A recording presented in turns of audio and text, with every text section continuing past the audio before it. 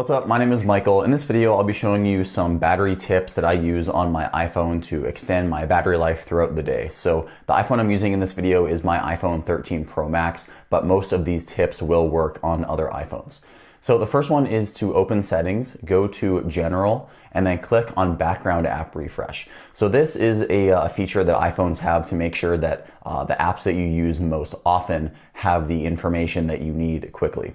The thing is, you don't need every single app turned on for background app refresh. As you can see, I have picked through mine and I only have a few apps turned on for background app refresh. And I'd recommend going through this list and turning off apps that you don't need to have updating in the background all the time. And at the top here, you can also decide if you want Wi-Fi and cellular data or just Wi-Fi. So when your phone is connected to cellular data networks, the battery on your iPhone can drain faster. So there's also an option to just have this for Wi-Fi, a really good setting to change, and this can extend your battery life. The next one is inside settings again. Scroll down to privacy and then click on location services. And what you're looking for is the filled in purple icon. So if we scroll down to the bottom here, I know that there are a whole bunch of pesky system services that always use your location, and these don't need to be on all the time. So something like compass calibration, if you don't use the compass very often, I'd say you can turn this off. Find My iPhone, I would leave that on, but a few other things like location-based suggestions, I'm just going to completely shut that off because I don't need that. Motion calibration and distance, I might leave that on because I work out a lot. Networking and wireless, that sounds important. Another thing here is significant locations. Now, if I click on this, it's gonna not be very good for me because you're gonna see everywhere I go, so I'm not gonna click on that. But if you click on significant locations, you have the option to turn it off. Your iPhone pretty much tracks where you go all the time. It's a little bit creepy, but the information is not leaving your iPhone, thankfully. It doesn't go to any servers, but you can turn this off and it will save your battery because it's constantly getting your location data from the server, and it can extend your battery life a lot if you have less features constantly requesting your location. So I definitely recommend going through all of your location services settings and shut off most of the ones that you don't find useful. So next up is a feature that is only for devices older than the iPhone 10. So iPhones that have an OLED display.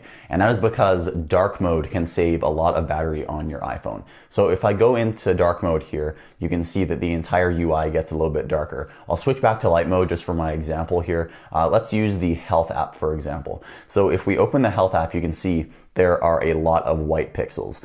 This is going to be draining your battery if a lot of the UI elements you're looking at all day on your iPhone are white. That's because each individual pixel is responsible for its own light source. So if you turn on dark mode, you can see what happens to this UI. On an OLED display, when there's no lights, the pixels aren't even turning on. So this will save a lot of battery. And I recall seeing battery tests on YouTube where the iPhone can get up to 30 or 45 more minutes of usage just by having dark mode on all day. So I definitely recommend using dark mode if you want to extend your battery. So the next two tips have to do with your overall battery health, which over time, over the years that you own your iPhone, is going to help your battery life day to day. So the number one thing that kills batteries is heat. And with Apple's latest accessory, the Magsafe Charger, that thing generates a lot of heat. And the members of my family that own the iPhone 12 and 13 series, their favorite way to charge is with Magsafe, and they all have cases on their phones. So if you have, say for example, the leather Apple case and you charge with Magsafe, that is going to degrade your battery faster than say if you just plugged in using the lightning port. So Magsafe is more convenient, but if you can, I would avoid using wireless charging with a case on your phone, because the leather case pretty much just wraps your phone in a blanket and it doesn't allow the heat to escape. And wireless charging generates a lot of heat as it is. So that's probably the worst way to charge an iPhone 12 Pro Max that a member of my family owned degraded its battery health by like 13% in 9 months, just because the only way the phone was charged was MagSafe with the leather case, which uses a ton of heat. So if you can, the best way to charge an iPhone is with a lightning cable. And if you're charging overnight, I'd recommend just using the tiny little 5-watt cube. Everybody has one of those lying around their house. It takes a long time to charge your phone, especially if you have a max size iPhone, but it doesn't really matter if you're charging overnight. So those couple battery tips are going to help your overall battery health, which is going to make your battery life last longer, say a year or two from now. Next up is a setting just for the iPhone 13 Pro and 13 Pro Max. If you go into settings and then go to accessibility and then click on motion, you can turn on limit frame rate. So this turns off the 120 hertz ProMotion display, but it still allows the LTPO technology to work in the background, meaning that the iPhone display can still go down to 10 hertz, which is very energy efficient. It just doesn't allow the iPhone to go all the way up to 120 hertz. And just using the phone here, it feels so choppy and slow just because I guess I'm so used to 120 hertz. So I'm gonna jump back into settings and turn that back on quickly because it's killing my eyeballs. Obviously, I'm just kidding, but if you really want to save battery and you have a 13 Pro or Pro Max, you can turn off 120 hertz, but if you're used to 120 hertz, you're definitely going to notice the difference. So next is probably the biggest issue I see with iPhone users.